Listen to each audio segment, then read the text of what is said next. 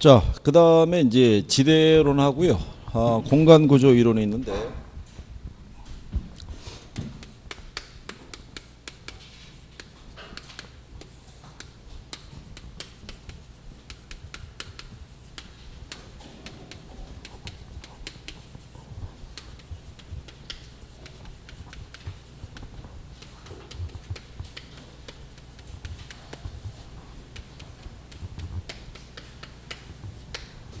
뭐 기본적으로 요 지대론에 대한 것들은 이제 정리가 돼 있어야 되고,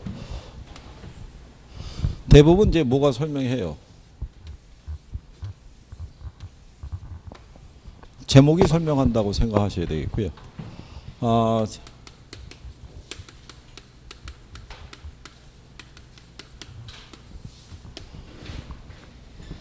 차액지대에서는요, 주로 이 지대 발생 원인을 물어봐요.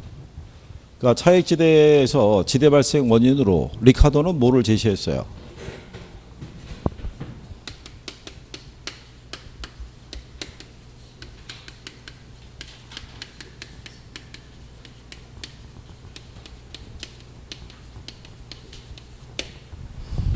그리고 물어보는 게 한계지에서는 지대가 성립하지 않는다는 거죠. 기억하시나요? 네. 그 다음에 리카도의 차액지대에서는 지대는 뭐로? 경제적 잉여로 간주한다는 거. 그 정도는 정리가 되어 있어야 되고. 자, 위치지대라는 것은요, 리카도의 차액지대 개념에다가 위치 개념만 플러스한 거예요. 그러니까 여기는 기본적으로 뭐가 틀리다는 거예요. 비옥도의 차이가 존재해요. 여기는 무슨 얘기예요? 비옥도는 똑같아요. 얘는 생산성의 차이에서 지대가 차이가 발생하는데, 튀넨의 논리는 뭐냐면 모든 토지의 비옥도는 똑같다고 보는 거예요. 그러면 지대는 어디의 차이에서 발생하느냐 이거죠. 그죠? 아까 얘기했잖아요. 이 사람의 지대 발생 원인은 시장으로부터의 위치의 차이 있죠. 예, 이게 거리의 차이를 낳게 되고, 이게 결국은 무슨 차이를 낳게 된다. 그렇죠. 수송비의 차이를 낳게 된다. 이런 얘기죠. 그래서 이 사람은 지대라는 것은 생산물 가격에서, 생산비에서 이렇게 수송비를 뺀 게 지대인데, 여기 있는 생산물 가격하고 생산비가 일정하다면 지대는 어디에서 결정이 된다는 거예요? 수송비에서. 그게 이제 튀넨의 이제 위치지대 개념이죠. 그러니까 도심에서 외곽으로 갈수록 뭐가 커지면서 수송비가 커지면서 지대가 작아지겠죠. 그러니까 여기서는 지대하고 수송비는 서로 무슨 관계? 비례 관계, 반비례. 반비례 관계죠. 예. 그다음에 여기 있는 절대지대에서는 지대 발생 원인을 어디에서 찾았어요?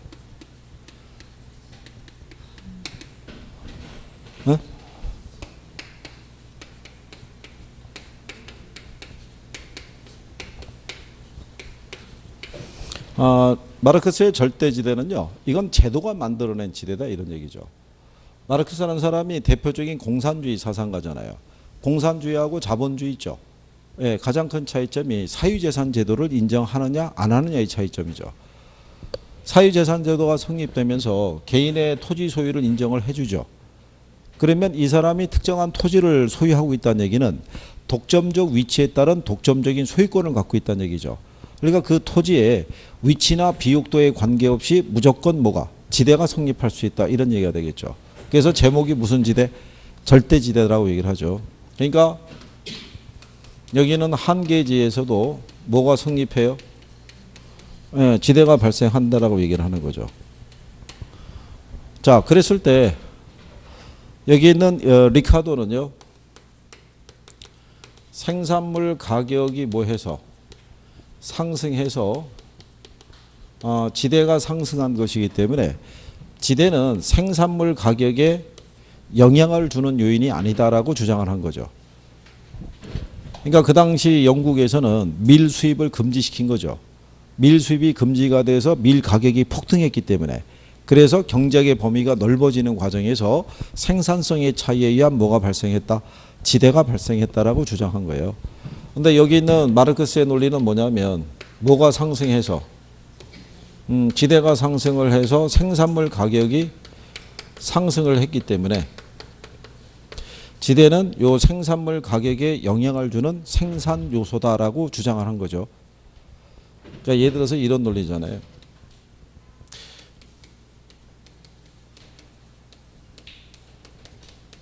생산물 가격에서 생산비를 공제하고 남는 게 지대인데 한 계지는 100만 원을 벌어서 100만 원에 대한 생산비 주고 나면 남는 거 있어요, 없어요?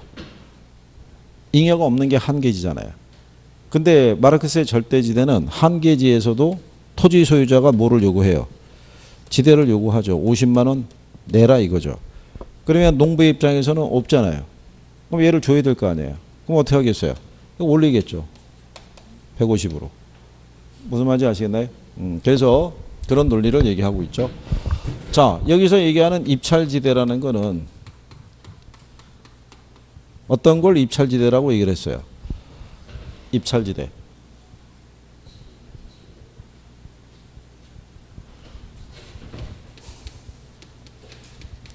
토지 이용자가 지불할 수 있는 이게 최대한의 지불 용익이 있죠. 여러분 시험에서는 이렇게 나온 거예요. 왜 이렇게 나왔냐면 이거를 국내에 번역한 학자가 이렇게 번역을 한 거예요. 최대 지불 용익이라고. 그래서 요거를 최소 지불 용익이다 그래서 틀리게 한번 준 적이 있고 요걸 그러니까 최고 가격이라고 보셔도 되고요. 그리고 초과 이윤이 뭐가 되는 0이 되는 수준의 지대. 그러니까 초과이윤이 0이라는 얘기는 순양가가 0이라는 얘기죠. 그리고 여기 있는 애는 준지대니까 엄밀히 말하면 지대는 아니란 얘기죠. 인간에서 만들어진 여러 가지 기계 등으로부터 발생하는 거기 때문에 얘는 단기에만 성립이 되고 장기에는 어떻게 돼요? 소멸된다고 보는 거죠. 뭐 어쨌든 간에 기본적인 성격 정도는 구별할 수 있으셔야 되는 거죠. 무슨 말인지 아시겠죠? 쭉 해서 제목이 나오면 유추가 될 수 있으셔야 돼요. 자, 그래서 이제 우리가 뒤에 가셔서 문제 2번을 보시게 되면 자, 2번에 지대 및 지가 이론에 관한 설명이다. 틀린 거 이렇게 물어봤을 때요. 1번에 보면 이제 지대에 관한 논쟁은요. 지대가 토지로부터 생산된 재화의 가격에 영향을 주는 생산비, 즉 비용이냐 아니냐의 핵심을 두고 있다 이렇게 돼 있죠. 근데 고전학파는 지대를 뭐로 본 거예요? 생산물 가격에 영향을 주는 생산 요소가 아니다 이렇게 본 거죠. 고전학파 경제학자들은 토지를 자연물로 인식한 거잖아요. 그죠? 그러니까 얘는 생산 요소가 아니다. 자연물이다라고 이제 주장을 한 거죠. 그래서 거기 보시면 이번에 고전학파는 토지를 자본과 구별을 했고요. 토지의 자연적 특성을 강조하고 지대를 뭐로 간주했다? 불로소득, 잉여로 간주했다 이런 얘기죠. 근데 3번에 가면은 신고전학파는 지대가 생산물 가격에 영향을 주는 요소 비용으로 봤다는 얘기죠. 지금 마르크스가 얘기한 것처럼. 그래서 이제 3번이 틀렸다 이런 얘기죠. 그래서 마르크스의 절대 지대설에 따르면 지대는 토지 소유자가 토지를 소유하는 그 자체로 인해서 발생한다 이거죠. 그래서 지대가 정당화될 수 있다라고 주장한 거고요. 5번에 가면 입찰지대란 단위 면적의 토지에 대해서 토지 이용자가 지불하고자 하는 최대 금액으로 초과이윤이 0이 되는 수준의 지대다 이렇게 얘기하는 거죠. 그래서 이제 2번에서는 이제 3번이 틀렸고요. 그렇죠? 예. 자, 그래서 이제 그 내용을 3번 문제에서는 다시 이제 그 비슷하게 또 지문이 구성이 된 거죠. 그래서 1번에 보면 신고전학파는 지대는 잉여가 아니라 생산 요소에 대한 대가이므로 지대는 생산물 가격에 영향을 주는 뭐로? 요소 비용으로 파악했다는 거죠. 거기 지금 마르크스가 이렇게 얘기하잖아요. 뭐가 상승해서 지대가 상승해서 뭐가 상승하니까 생산물 가격이 상승하니까 지대는 생산물 가격에 영향을 주는 요소 비용으로 간주한다. 뭐 이런 얘기가 되겠죠.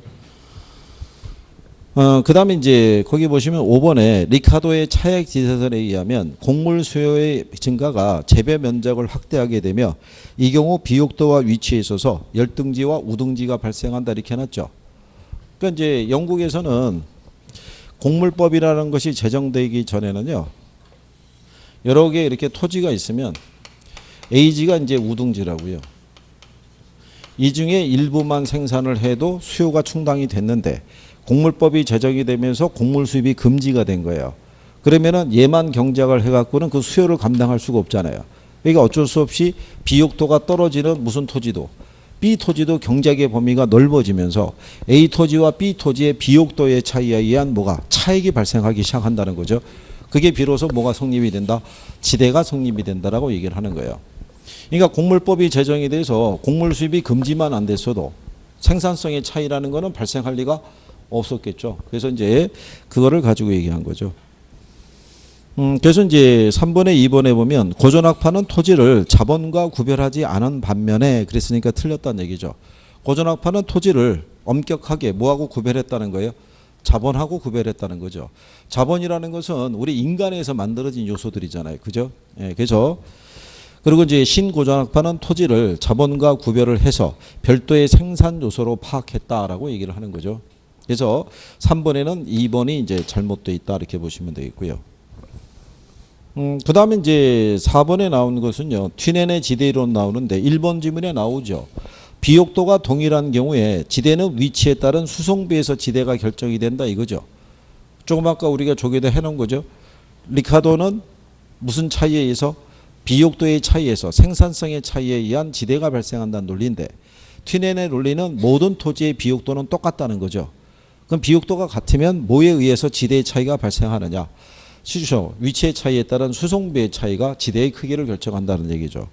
그래서 2번 지문에 가면 시장으로부터 거리가 멀어질수록 수송비가 증가하니까 지대가 상승한다니까 틀렸다는 얘기죠. 지대하고 수송비는 서로 무슨 관계라고 그랬어요? 반비례 관계다라고 조금 아까 얘기한 거죠. 기억하시나요? 네.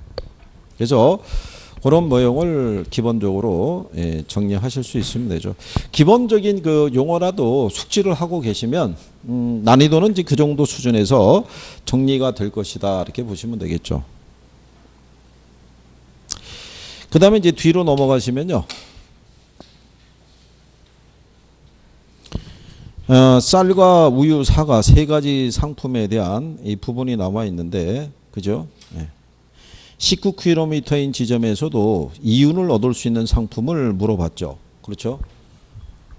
근데 이거 기출에서 나왔던 거 인용해 준 건데, 참고로 보면 여기서는 이거를 다 계산을 해야지 되잖아요. 이거. 그래서 왜냐하면 만약에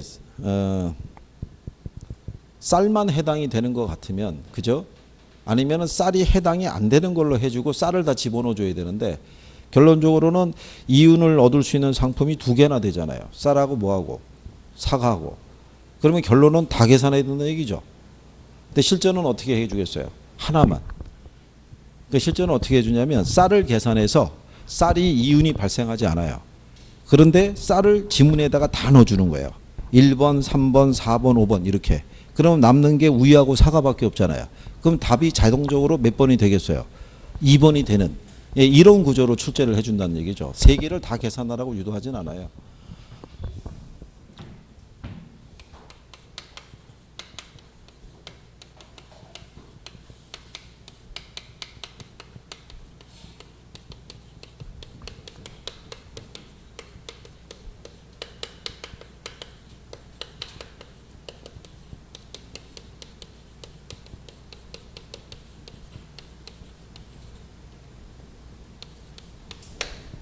자, 이렇게 해서 이제 튀넨의 그 지대를 계산할 수 있는데요. 요 수송비는 단위거리당 수송비에다가 단위거리를 곱하시면 돼요.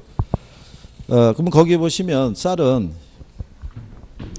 시장 가격이 160만 원이죠. 근데 생산비가 얼마 들어가냐면 60만 원 들어가잖아요. 그럼 여기서 뭐를 빼줘야 돼요? 수송비 빼줘야 되는데 거리는 19km 지점이죠. 근데 수송비가 얼마냐면 5만 원이죠. 그래서 얘 계산하면 얼마 나오냐면 95만 원 나오죠. 그러면은 160에서 얼마 공제하게 되면 이게 60이죠. 95니까는 얼마겠어요? 155만 원이잖아요. 그죠? 그럼 남는 게 얼마 남겠어요? 5만 원 남겠죠. 5만 원. 그러니까 쌀은 이윤이 발생할 수 있어요, 없어요? 이윤이 발생할 수 있죠. 생산물 가격에서 뭐 생산비하고 수송비 빼고도 남는 잉여가 있잖아요. 그러니까 이윤이 발생한 거잖아요. 근데 그 밑에 나와 있는 우유를 보게 되면 시장 가격이 210만 원이잖아요. 근데 생산비가 100만 원이잖아요. 여기서 수송비 빼줘야 되는데 키로당 6만 원이고 이게 19km 지점이니까 얘 계산하시면은 114만 원 나오죠. 그러면은 두 개 더하면은 얼마예요? 214만 원이죠. 그러면 이건 마이너스 4만 원이죠. 그러면 이윤이 발생한다 안 한다? 안 한다는 얘기죠. 그렇죠? 그 다음에 세 번째로 보게 되면 사과가 있죠. 240만 원인데 생산비가 얼마냐면 130만 원이잖아요. 근데 거기 보면은 단위 거리당 5만 원인데 거리가 몇 킬로? 그럼 이제 95만 원이잖아요. 그죠? 그럼 두 개를 더하면은 얼마 나오겠어요? 225만 원이죠. 그럼 얼마 남겠어요? 15만 원 남으니까 이윤을 발생할 수 있는 건 요거 두 개죠. 그렇죠? 그러니까 이게 간단한 거라도요. 계산하려고 그러면 역시 또 뭐가 걸려요? 시간이 걸리죠. 그러니까 1분 안에 풀 수 있게끔 배열을 해주게 되면 하나만 풀면 답이 나오게끔 배열을 해줘요. 실전 배열은. 그래서 그렇게 정리하시면 되겠고요.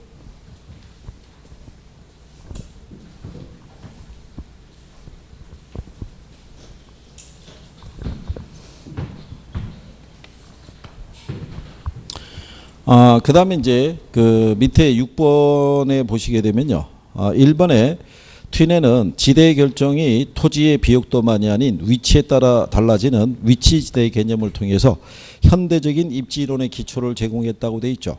그 현대적인 입지론에 대한 기초를 제공했을 때 그게 이제 알론소의 입찰지대 이론, 그 다음에 버제스의 동심원 이론 있죠. 여기에 영향을 줬다라고 보시면 되겠죠. 그 다음에 입찰지대라는 것은요, 단위 면적의 토지에 대해서 토지 이용자가 지불하고자 하는 이 최대 금액으로 초과윤이 0이 되는 수준의 지대다 그랬으니까 맞는 표현이겠죠. 비드 렌트라고 그랬을 때 비드 자체가 입찰이죠. 그냥 그대로 비드 렌트를 번역한 게 입찰지대다 이런 표현이죠. 그 다음에 위치지대설에서는 비옥한 토지의 한정, 수학체감의 법칙 등을 가정한다 그러면 틀리죠. 그거는 누가 얘기한 거예요? 그건 리카도가 얘기한 거잖아요. 여기 해놨잖아요. 비약한 토지의 한정, 수학체감의 법칙. 그러면 누구예요? 리카도죠. 튠엔의 논리가 아니겠죠. 그렇죠?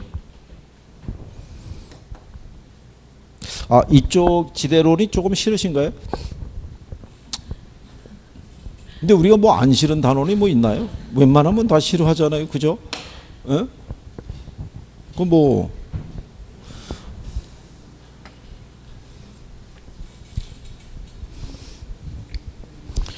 이게 그 어떻게든 간에 보완을 하셔야 돼요. 보완을. 그리고 요즘 같은 경우는요.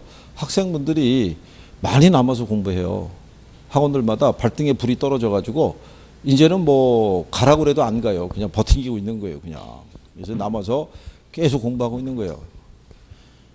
여기는 웬만하면 가시잖아요. 물론 이제 각자 뭐 어디 집 근처 도서관에서 한다, 집에서 한다, 뭐 여러 가지 핑계를 대고는 있지만 실제로 그게 잘 이루어지냐면 그렇지도 않고, 그렇죠? 그리고 거기에다가 이렇게 문제집의 문제는 답하고 해설이 옆에 있잖아요. 그러니까 일단 뭐가 떨어지냐면 긴장감이 떨어져서 제가 자 6번 그러면요 그 사이에 여러분들은 답을 보고 있다고요. 답을 이렇게 쭉 좋은 얘기야. 오늘 나하고 이렇게 생각이 똑같지? 뭐 이러고 하면서 그냥 가는 거예요. 그죠? 근데 문제 안에서도 오류가 있을 수 있잖아요. 그렇죠? 그거 물어보면 또 그때는 못 들은 채 하는 거예요. 거기까지는 생각 안 해봤다 이거죠. 아니 그러고 난 다음에 쭉 가면은 개선이 안 될 거 아니에요. 개선이. 그죠? 네? 지금 해간 이거 99일 남았으니까 이거 진짜 이건 주기살기로 해야 돼요. 이거 예? 사회적 지위와 체면이 걸려 있다고요. 그렇지 않겠어요? 여기 처녀들도 마찬가지고 이거 소문 돌 거 아니야 이거. 거기 관련 학교 쪽에서는 다 공부하러 다니는지 알 거 아니야. 쟤들 그 여름에 그 더운데 그 학원 가서 그거 하고 있다더니 어떻게 됐대? 그랬을 때 걔들 됐대 그래 봐. 엄청 부러워할 거 아니야. 왜냐면 걔들이 놀았을 때 놀아가지고 걔들이 얻은 게 별로 없잖아. 그때 즐거움만 가져갔을 뿐이지. 그게 뭐 지속이 뭐 수십 년간 지속이 되겠냐고. 안 되잖아. 그러니까 이번에 한번 이천희하고 최천희하고 김천희가 한번 보여줘야 되잖아. 그렇잖아. 고총각은 죽기 살기로 해야 되잖아. 좀 아버님 쫓아오시게 생겼어 진짜. 참. 아니 와가지고 참. 우리 고총각이 잘할 수 있는 방법은 아버님 참감 수업을 한번 하는 게 가장 이상적일 것 같아. 그렇잖아. 이걸 남아서 공부해야 돼. 여기 그때 같이 공부하던 누구지? 그 저녁반 그 누구야 그 결혼 그 조건으로 왜 공부하러 온 친구 있잖아. 지난주에 한번 낮에 나왔던. 오늘 왜 안 나왔다는 거야? 결혼하기 싫대? 오늘 왜 안 나온 거야? 참, 어제 있었던 얘기를 뭐 거의 보리음료를 마셨다는 얘기지 뭐. 그러니까 그게 퍽퍽하니까는 지금 오전에 등장을 못했다는 얘기 아니야? 참. 거기도 지금 뭘 해야 되지? 거기도 진짜 절박하게 생각을 해야지. 그게 참. 큰일 났군 이거. 그래도 남아서 공부를 해. 공부를 한다고. 이따 내 저기 나왔다 들어오면은 또 그 시간까지는 있어야 돼. 중간에 가다가 걸리면 그냥 알아서 해. 그거는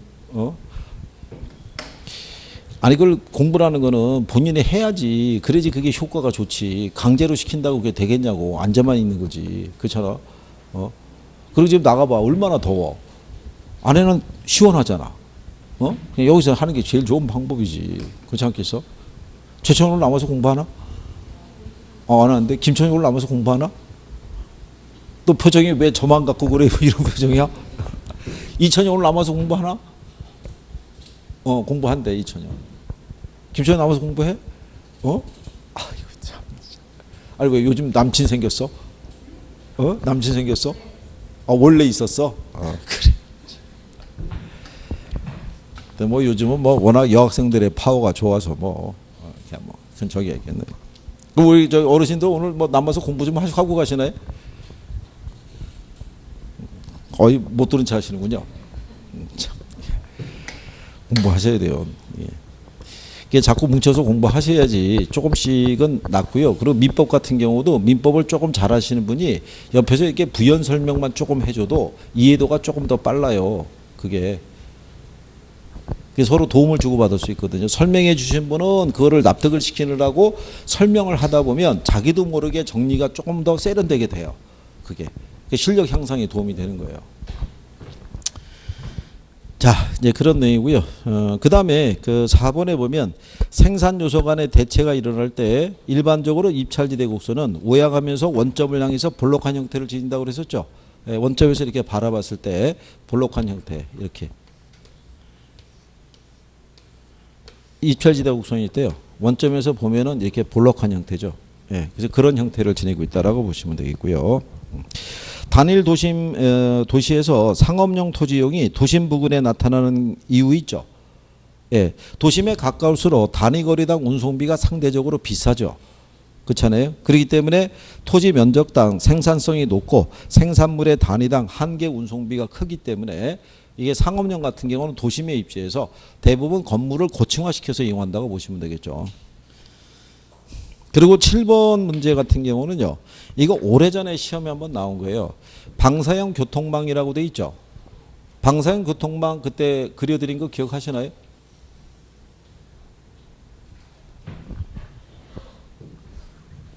우리가 그때 여기가 도심이면요.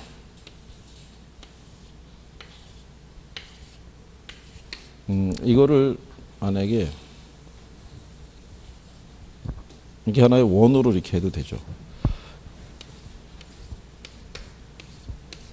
그러면 외곽에서 도심으로 진입하기가 쉽지가 않으니까 이거를 이렇게 만들어 주는 거죠.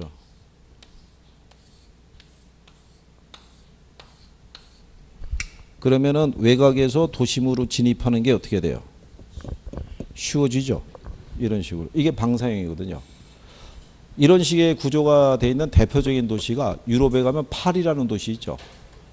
파리라는 도시가 이렇게 방사형 가로 구조로 되어 있어요. 그게 이제 방송에서도 한번 소개가 된 것 같은데 걔네가 여기 보면 이렇게 독립문이 있거든요. 독립문을 중심으로 해서 가로 구조를 방사형으로 만든 거죠. 왜냐하면 아마 그 근대 들어오기 전까지도 프랑스에서는 데모가 되게 많았다고 그래요. 그러니까 시위대를 가장 진입할 수 있는 효과적인 방법은 이렇게 크게 방사형 가로 구조 내놓고 독립문 위에다가 포대 있죠. 대포를 각 방향으로 한 대씩만 설치해 놓으면 한 방씩만 때리면은 다 진압이 될 수 있다 이런 얘기죠. 그런 논리에서 이렇게 방사형으로 만들었다고도 얘기를 해요. 우리나라 같으면 남쪽에 진해 같은 도시가 이렇게 직교 방사형 구조로 돼 있어요. 방사형 구조로. 그러면은 도심에 있던 그 이용들이 어디로 빠져나가겠어요? 외곽으로. 그렇죠? 꼭 도심에 있을 이유가 없잖아요. 접근성이 좋아지니까. 그래서 거기 보면 맞는 거를 물어봤잖아요. 그러면은 그 5번에 도심부 지가에 상대적인 뭐가 발생하겠어요? 하락이 발생하겠죠. 그죠? 그리고 외곽 지역에서 보면은 이용 주체별 단위 토지 사용량이 어떻게 돼요? 늘어날 수 있을 거고요. 도심지 토지 이용 밀도는 상대적으로 줄어들겠죠. 그리고 외곽부의 지가는 상대적으로 어떻게 돼요? 높아지겠죠. 그렇죠? 그리고 도심에서 외곽에 이르는 지가 경사도 있죠. 그렇죠? 그게 좀 완만하게 바뀌겠죠. 사용량이 늘어나니까.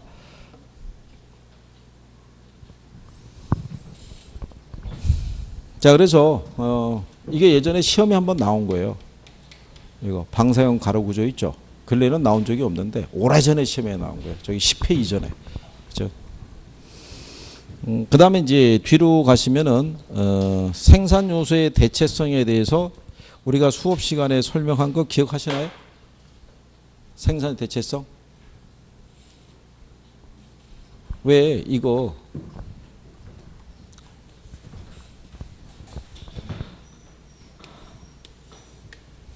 여기가 자본이고요. 여기가 토지가 됐을 때 도심에 가까워지면은 토지 가격이 어떻게 돼요? 비싸지잖아요. 그러니까 우리는 토지를 뭐로 대체해서 자본으로 대체해서 토지의 사용량은 적게 가져가고 자본의 투입비를 높게 가지는 이용 방식을 택한다고 그랬죠. 근데 외곽을 나가게 되면 토지 가격이 싸니까 토지의 사용량을 크게 가져가고 자본의 투입비를 적게 가져간다 그랬잖아요. 그래서 이렇게 이 점을 연결한 등량 곡선을 만들어 봤을 때 A점이 있고 B점이 있을 때 도심에 가까울수록 무슨 이용을 하겠어요? 집약적 이용. 그러니까 도심에 입주하는 애들은 토지에 대한 뭐가 큰 산업들이 들어와요. 자본의 대체성이 큰 산업들이 들어올 거 아니에요. 그러니까 도심에 입주하는 사람들은 토지에 대한 자본의 뭐가 결합 비율이 클 거 아니에요. 이게 크다는 얘기가 건물이 고층화된다는 얘기잖아요. 무슨 말인지 아시겠나요? 그러니까 생산자는 생산을 할 때 만약에 토지를 투입하든 자본을 투입하든 우리가 얻는 만약에 효용의 크기가 같다 그러면 상대적으로 값이 싼 생산 요소를 더 많이 투입하는 게 유리하겠죠. 그러니까는 도심 지역은 뭐가 상대적으로 값이 싸요? 자본이. 토지보다. 그러니까 자본을 더 많이 결합을 시키고 외곽 나가면 토지 가격이 싸죠. 그러니까 토지에 대한 사용량을 더 많이 늘린다는 얘기죠. 그래서 거기 지문에 보시게 되면 1번에 토지에 대한 자본의 결합 비율은 도심에 가까울수록 높고요. 외곽으로 갈수록 낮아진다라고 돼 있죠. 그렇죠? 그리고 3번에 보면 일정량의 재화를 생산하기 위한 토지와 자본의 대체 관계는 우하향하는 지수곡선으로 나타난다고 돼 있죠. 이렇게 우하향하잖아요. 이게. 그리고 이제 4번에 가게 되면 토지에 대한 자본의 비율이 높다는 얘기는 그만큼 토지에 대한 자본의 대체성이 크다라는 걸 의미하겠죠. 작다가 아니라. 그래서 이게 정리하시는 거죠. 그러니까 이제 이런 거는 그 기본적인 것만 좀 알아두셔도 되죠. 그럼 만약에 9번 문제 5번 지문 가치로요. 도심으로 갈수록 토지에 대한 자본의 결합 비율이 높아진다는 얘기는 도심으로 갈수록 자본을 토지로 대체하는 게 아니라 토지를 뭐로 대체한다? 자본으로 대체한다. 그 표현이 바뀐 거겠죠. 그래서 9번 문제는 5번이 틀렸을 거 아니에요. 무슨 말인지 이해하시겠어요? 그러니까 도심으로 가면 갈수록 토지를 뭐로 대체한다? 자본으로. 상대적으로 값이 싼. 그래서 이제 그렇게 구별을 하시면 될 거고요. 그 다음에 이제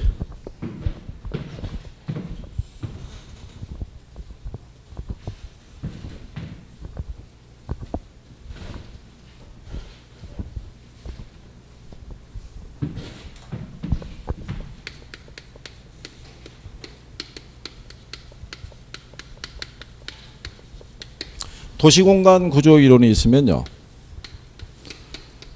동심원 이론이라는 게 있고요. 선형 이론이라는 게 있고, 그 다음에 무슨 이론이 있어요. 다 핵심이 있으면 얘네도 제목이 얘기해 주는 거예요. 제목이. 자, 우리가 일정한 시간이 지나면요, 도시는 팽창하게 돼 있어요. 인구가 증가하든 경제 규모가 커지든 도시는 팽창하는데, 제목이 뭐예요? 동심원이잖아요. 그러니까 도시는 팽창하는데 어떤 형태를 띠면서 동심원상으로 CBD라는 게 중심 업무지구예요. 얘를 중심으로 일정한 뭐를 그리고 원을 그리면서 도시가 팽창한다라고 주장한 게 버제스의 동심원 이론이라는 거예요. 그래서 여러분들이 보시면 여기 중심 업무지구에 있는 게 점이지대죠. 그죠? 그 다음에 뭐가 있고요? 저소득층. 그 다음에 누가? 고소득층. 마지막에 나오는 게 무슨 지대가 있어요? 통근자 지대. 그러면 도시에서 외곽으로 갈수록 뭐가 개선이 돼요? 주거 환경이 개선이 되잖아요. 그죠? 그러니까 외곽으로 나갈수록 무슨 문제가 줄어든다고 그랬어요? 도시 문제가 줄어들죠. 그죠? 그리고 동심원 이론상에 보면은 저소득층의 주거지역 있죠. 얘는 어디에 가깝게 위치해요? 도심에 가깝게. 도심에 가깝게 위치하는 이유는 그렇죠. 일자리, 직장이 여기 있으니까. 그렇죠? 그런 논리고. 호이트의 선형 이론은요. 여기 이렇게 CBD 지역이 있으면 이렇게 방사형으로 뭐를 따라서 교통축을 따라서 도시가 팽창한다는 얘기죠. 무슨 말인지 아시겠죠? 그러면 이런 식으로 도로가 연결이 되면 도심까지의 뭐가 좋아져요? 접근성이 좋아지죠. 그럴 때 요 주변에 이제 뭐가 조성이 되는 거예요?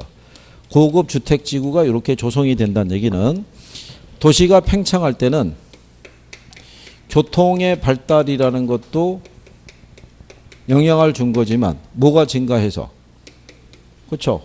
소득의 증가도 큰 역할을 한 것이다 이런 얘기죠. 접근성이 좋은 쪽에 고급 주택지구가 조성이 되면 주택을 그 가격 높은 비싼 가격을 지불하고도 입지할 수 있는 소득이 뒷받침이 돼야 되잖아요. 그죠? 근데 여기를 보게 되면은 호이트의 선형 이론에서는 도심까지의 접근성이 좋은 곳은 누가 주거지를 정한다는 얘기예요. 고소득층들이. 여기는 누가 도심에 더 가깝게 위치해요. 저소득층들이. 여기는 누가? 고소득층들이. 그리고 여기 있는 다핵심 이론은 도시의 성장은 CBD 지역을 중심으로 해서 도시 곳곳에 부도심이 생긴다는 얘기죠. 그러니까 이렇게 복수의 핵을 중심으로 해서 도시가 성장한다라고 얘기하는 게 그게 다핵심 이론이라고 생각하시면 되죠. 그러니까 기본적인 내용 정도만 인식을 하셔도 문제를 풀 때 큰 뭐 어려움은 없다 이런 얘기죠. 그러니까 저거를 기본적으로 제목만 나와도 내가 알 수 있느냐 뭐 그런 거라도 알아두시면 되죠. 그래서 이제 거기 보시면 10번에 1번에 가면 동심원 이론이라고 나오죠. 튀넨의 동심원 모델에 근거해서 도시 공간을 설명을 하는데 도심이 중심에서 외곽으로 동일하게 커져가며 고소득층은 저소득층에 비해서 외곽에 입지한다는 이론이죠. 그래서 이제 2번에 보면 선형 이론에서는 도시는 동심원처럼 동일하게 커가는 게 아니라 뭐를 따라? 교통축을 따라 부채꼴 모양으로 이렇게 나가죠. 저 선자가 부채선자잖아요. 그러니까 부채꼴 모양으로 교통축을 중심으로 해서 도시가 팽창한다고 얘기하는 거죠. 그리고 3번에 가게 되면 선형 이론은 고급 주거지는 교통망의 축에 가깝게 위치하고 저급 주택은 그 반대편에 입지하는 경향이 있다 이렇게 돼 있죠. 그래서 이제 4번에 보면 다핵심 이론에 의하면 도시는 여러 개의 핵심으로 분화돼서 발전해 가기 때문에 지가 구조가 도심에서 외곽으로 갈수록 급격히 그리고 지속적으로 하락하는 경향을 보인다 그래서 이게 틀렸다는 얘기인데 실전에서는 이 표현 자체를 잘 안 줄 거예요. 이게 무슨 얘기냐면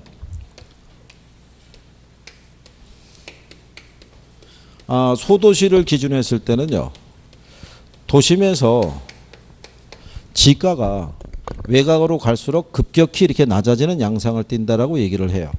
근데 대도시 지역에서는 여기 이렇게 도심이 있다 그러면 외곽으로 나갈 때 급격히 낮아지는 게 아니라 중간에 부도심이 있는 지역에서는 부분적으로 다시 이렇게 지가가 상승하는 현상을 띈다라고 얘기하는 거예요. 그래서 여기는 다핵심 이론이란 자체를 대도시 개념을 놓고 저렇게 표현을 했는데 꼭 그렇지는 않는 거예요. 저게 뭐 오래된 도시라고 해서 구조가 단핵 도시 구조로 되어 있는 것도 아니고 서울이라는 도시도 오래된 도시라고 할 수 있어요, 없어요? 걔도 600년이 넘은 도시잖아요. 그죠? 근데 서울도 무슨 도시라고 할 수 있냐면 다핵도시라고 할 수 있어요. 강남이 개발이 돼서. 강남이 개발되기 전에는 서울도 단핵도시라고도 할 수 있었다. 이런 얘기죠. 그래서 그런 내용이니까요. 그 표현까지는 안 주는데, 예, 그래서 틀리게 나와 있으니까. 그래서 5번에 가면 이런 거 있잖아요. 구도시하고 중소도시는 주로 단핵도시 형태로 발전했고 신도시하고 대도시는 주로 다핵도시 형태로 개발한다고 돼 있잖아요. 근데 오래된 도시도 그 도시 안에서 뭐가 일어나면 재개발이 일어나게 되면 도심이 분화될 수 있어요, 없어요? 분화되는 형식으로 나오는 거죠. 그러니까 5번 같은 표현은 그냥 생략하셔도 된다는 거예요. 실전에서 활용할 가능성이 거의 없다. 이렇게 보시면 되고요.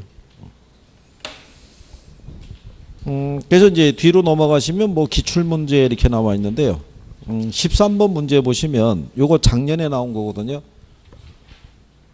거기 보면 도시공간구조 이론에 관한 설명을 오는 걸 물어봤을 때 1번에 보면 도시공간구조의 변화를 야기하는 요인은 교통의 발달이지 소득의 증가하고는 관계가 없다는 게 틀렸겠죠. 교통의 발달과 더불어 뭐가 증가했기 때문에 그렇죠. 소득이 증가해서. 그다음에 2번에 가면 버젯은 도시의 성장과 분화가 주요 교통망에 따라 확대되면서 나타나는 게 틀렸겠죠. 교통망 나오면 누구겠어요? 호이트. 그 다음에 호이트는 도시의 공간구조 형성을 침입, 경쟁, 천위 등의 과정으로 나타난다. 이건 버젯의 논리예요. 그래서 2번과 3번을 달리 줬고요. 4번에 보면 동심원 이론에 의하면 점이지대는 고급 주택지구보다 도심으로부터 원거리에 위치한다는 게 틀렸죠. 점이지대는 도심에 제일 가깝게 위치하고 있죠. 그래서 5번을 준 거죠. 다핵심의 핵심 요소에는 공업, 소매, 고급주택 등이 있고 도시 성장에 맞춰서 새로운 공업지역, 소매지역, 고급 주거지역들이 새롭게 만들어지면서 핵심의 수가 증가한다라고 얘기해 주는 거죠. 자, 그래서 이제 그런 내용들을 기초로 정리하신 거고요. 그 다음에 이제 106페이지로 가시면 이제 정책론이라고 돼 있어요. 그죠?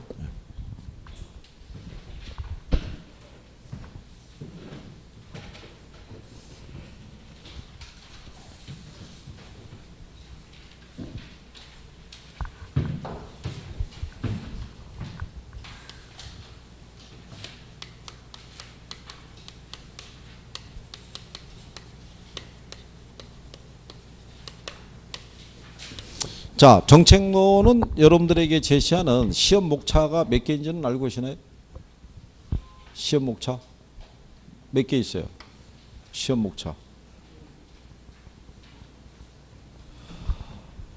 아니 최소한 목차는 아셔야 되잖아요. 이거 시험 목차인데, 그죠? 우리 맨날 이거 할 때 이거 적어드리잖아요.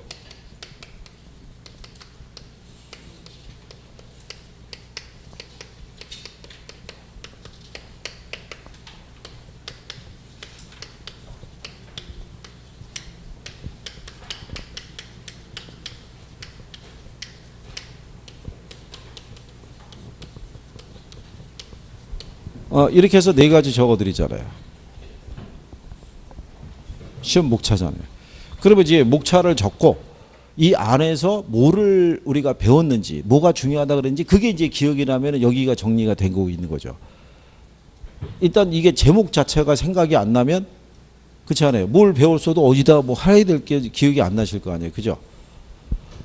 그러니까 그거를 이제부터 쭉 정리를 하실 수 있어야 돼요. 그래서 압축된 단어가 나와도 이게 무슨 말이다. 이게 정리가 돼야 정책에서 문제가 나오면 기본적으로 맞춰줄 수 있을 거 아니에요. 그죠? 여기가 평균적으로 하나, 둘, 셋, 네 개잖아요. 예, 이게 평균적으로 네 문항에서 5문항까지도 나와요. 그러니까 그해 이슈가 될 수 있는 부동산 정책을 정부가 시장에다가 제시를 했어요. 그럼 그런 것들은 인용할 소지가 큰 거죠. 그렇지 않겠어요? 그래서 한번 어떤 정책적인 부분에 변화가 있으면 시험상에서 내요. 정부가 왜 그 국민주택기금을 주택도시기금으로 바꿨죠. 예, 그거 바꾸고 난 다음에 어쨌든 간에 2년 만이지만은 출제를 했다고요. 그 작년 여러분 시험에 주택도시기금이 출제를 한 거죠. 바뀌었으니까.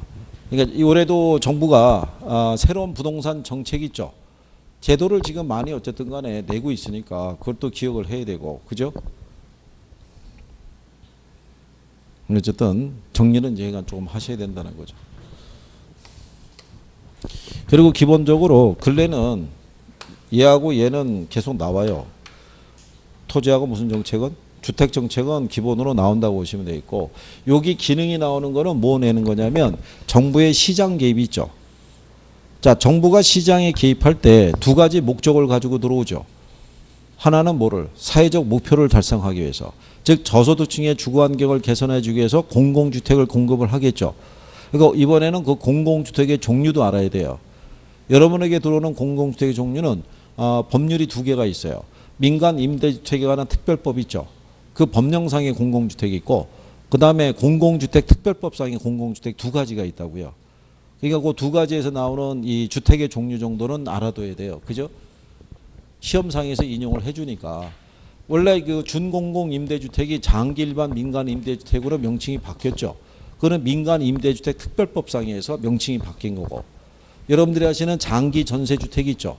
네, 장기 전세주택, 행복주택, 이거는 공공주택 특별법상의 주택이라고요. 그러니까 걔네들도 시험상에서 냈던 선례가 있잖아요. 장기 전세주택 출제를 했었다고요. 그렇죠? 그러니까 그거 뭐 영구 임대주택 뭐 이런 것들에 대한 기본적인 것들은 정리가 돼야 돼요. 이건 다 그러면 당연히 제가 문제로 드리죠. 그거 여기 없으면 따로 빼갖고 그렇게 해서 풀어보시고 정리를 시켜드리니까. 근데 그거를 이제 수업 시간에 그렇다고 제가 얘기를 안 했냐면 얘기를 했잖아요. 그거를 주택 정책 할 때. 그렇죠? 또 이렇게 하시면 되죠. 뭐 그렇잖아요. 그리고 이제 최소한 이제 또 조세 종류 중에서 이번에 정부가 보유세율을 강화시키는 차원에서 대표적인 보유세가 재산세하고 종부세가 있잖아요. 근데 재산세는 지방세고 종부세는 국세잖아요. 그죠? 네, 그러면 저쪽에 그 간평사 시험 쪽에서는 그렇게도 낸 거예요. 다음 중에서 보유세 해당하는 거 고르라고.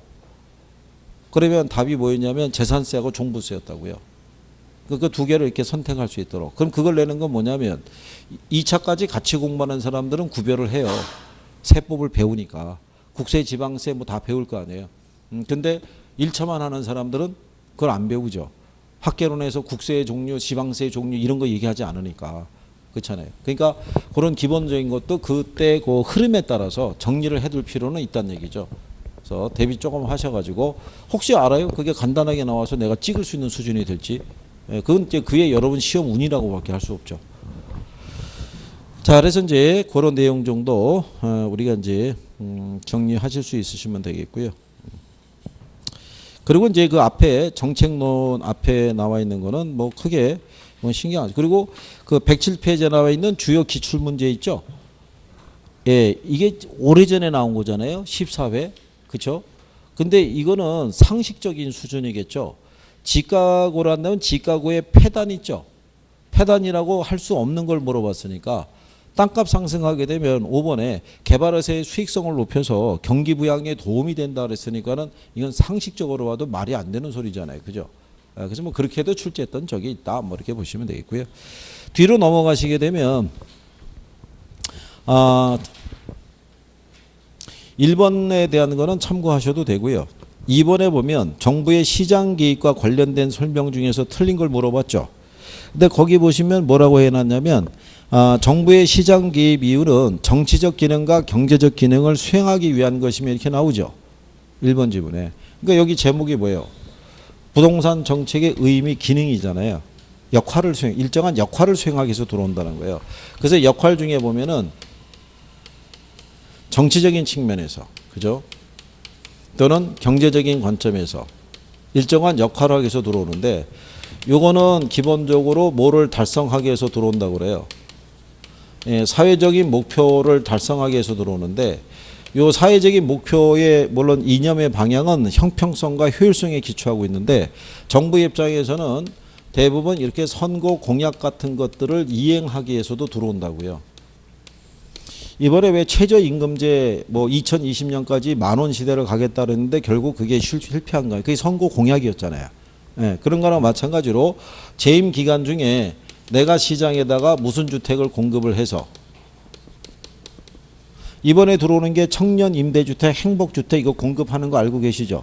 예, 이거를 매개로 해서 저소득층들이라든가 아니면은 젊은 계층의 주거 불안 문제를 뭐 하기 위해서 해소시켜주기 위해서 이거를 공급하는 거. 예, 그런 것들이 정치적인 역할을 수행하기 위해서 들어오는 개념이고 경제적인 것은 뭐를 수정하기 위해서, 예, 시장의 실패를 뭘 하기 위해서요? 수정을 하기 위해서. 그러면 시장의 실패라는 것은요, 요 시장이 시장 기구로서의 역할을 수행을 못하는 거죠. 그렇죠? 원래 시장에서 제시되는 가격이 있죠. 이 가격을 매개로 생산과 소비가 결정이 되고, 그거는 남거나 모자름이 없어야 되는데, 남거나 모자름이 있게 되면은 시장 기구를 통해서는 그 문제가 해소가 안 된다는 얘기죠. 그러니까 시장 가격을 매개로는 조정이 안 된다는 얘기죠. 그래서 발생하는 대표적인 게 뭐가 있어요? 시장 실패 원인으로 공공재하고 외부 효과가 있는 거예요. 그 두 가지는 기억을 해야 되는 거예요. 그죠?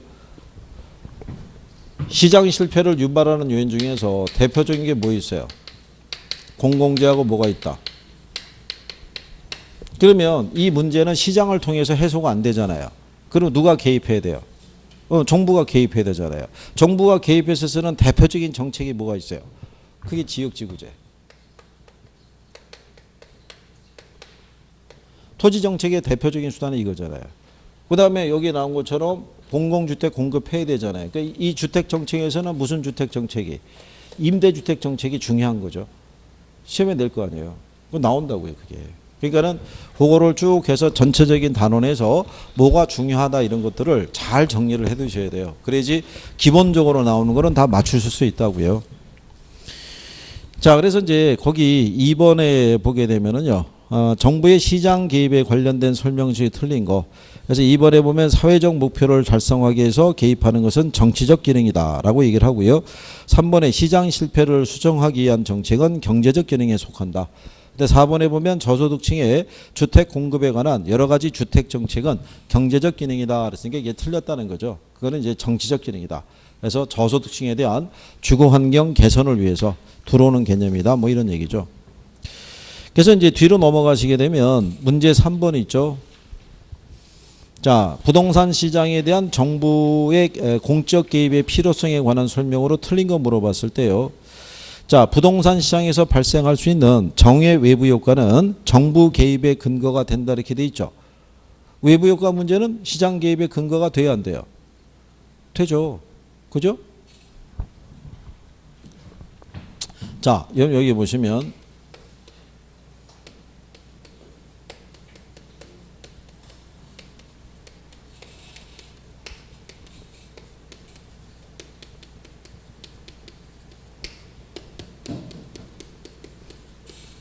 사적인 편익보다 사회적 편익이 큰 경우 있죠. 네. 정부는 시장에 개입해야 하네요. 사적인 편익보다 사회적 편익이 큰 경우에 정부는 시장에 개입해야 하네요. 네? 이걸 개입해야 되잖아요. 무슨 말인지 아시겠나요? 사적인 편익보다 사회적 편익이 큰 경우가 이게 정의 외부 효과에서 유발되는 거라고요. 근데 정의 외부 효과는 시장에 항상 과소 생산의 문제가 있잖아요. 그러니까 필요한 양보다 적은 양이 공급이 되니까, 그러니까 정부가 개입을 해서 보조금 등을 지급하고 좀 더 많은 양이 공급될수록 유도를 해줘야 될 거 아니에요. 무슨 말인지 이해하시겠죠? 그러니까 1번 지문에 정의 외부 효과는 정부의 시장 개입 근거가 되겠죠. 그래서 거기 보면 2번에 이렇게 해놨잖아요. 사적인 편익보다 사회적 편익이 작은 경우나 사적 비용보다 사회적 비용이 작은 경우 있죠. 모두 정부의 시장 개입이 필요한 경우죠. 그리고 공공재를 하는 경우도 마찬가지죠. 비배제성으로 인해서 무임승차자가 존재하잖아요. 그죠? 그래서 시장 기구를 통해서 생산을 유도하면은 항상 과소 생산의 문제가 있으니까 누가 개입을 해서 정부가 개입을 해야 된다 이런 얘기죠. 근데 4번에 가면은 시장 실패를 수정하기 위한 정부의 개입은 자원 배분의 효율성을 증대시키므로 시장에 대한 정부의 개입은 항상 정당하다 그랬으니까 틀렸다는 얘기죠. 정부가 시장 실패 문제를 해결하기 위해서 들어오는 과정에서 정부의 실패가 발생할 수 있어요, 없어요? 거꾸로 자원 배분의 왜곡을 유도할 수도 있죠. 그렇잖아요? 그럼에도 불구하고 정부가 개입하지 않으면 조정이 되지 않는 경우는 어쩔 수 없이 정부가 개입할 수밖에 없다는 얘기죠. 그렇지 않겠나요? 그러니까 우리가 지난번에 그래서 설명했었잖아요. 최저임금제 있죠. 네, 최저임금제를 시장에 맡겨서, 그죠? 노사 간의 협상만 통해 가지고 그거 조정하라고 그랬으면은 아마 지금 그 8,000원대도 안 들어갔을걸요. 그냥 예전에 그 뭐 6천 얼마에서 그냥 한 뭐 100원, 150원 뭐 거기서 왔다 갔다 하는 걸 했는데 정부가 개입해서 강력하게 밀어붙여 가지고 7천 얼마로 일단 넘어갔으니까 이번에 또 8천 원대로 들어온 거죠. 그게. 그러니까 이게 이제 근데 그렇게 하면은 부작용도 있어요, 없어요? 부작용도 있죠. 뭐 소상공인 이런 분들은 당연히 이게 무슨 뭐 말도 안 되는 소리다 뭐 이렇게 난리가 나는 거죠. 근데 어쩔 수 없이 그런 부작용이 있다 손 치더라도 정부가 개입하지 않으면 조정이 안 되는 애들이 있다고요. 그러니까 그거를 감수하고도 들어온다고 봐야죠. 그러니까 정부가 개입했다 그래서 모든 문제가 완벽하게 해소되거나 그러지는 어렵다 이렇게 생각하시면 되죠. 그래서 그렇게 보시면 되고 5번 지문에 가면 정보의 비대칭성이라고 있죠. 정보의 비대칭성이라는 거는 뭐를 의미했어요? 정보의 비대칭성이라는 건 가끔 여러분 시험에도 쓰죠. 정보의 비대칭성 뭐요? 네? 정보의 비대칭성은 정보가 부족하다는 거예요. 정보의 부족. 정보의 부족에서 나타나는 것도 시장 실패 원인이 돼요. 왜? 시장에서 판매되는 가격이 이게 정상적인 가격인지 아닌지에 대한 확실한 정보가 없으면 우리는 시장에서 제시되는 가격으로는 거래할 수가 없다고요. 그러면 시장에서 필요한 양보다 적은 양만 거래될 수밖에 없잖아요. 그러면 자원 배분의 왜곡을 초래하죠. 그래서 그것도 시장 실패의 원인이 된다라고 생각하시면 되죠. 자, 그래서 이제 그런 내용을 정리하신 거고요. 그 다음에 이제 뒤로 가면 이제 시장 실패의 원인, 그래서 이제 외부 효과 뭐 여기까지 나와 있어요. 그래서 이제 쉬었다가, 그 다음에 여기 이제 외부 효과에 대한 건 이제 다음 시간에 우리가 또 정리하겠죠.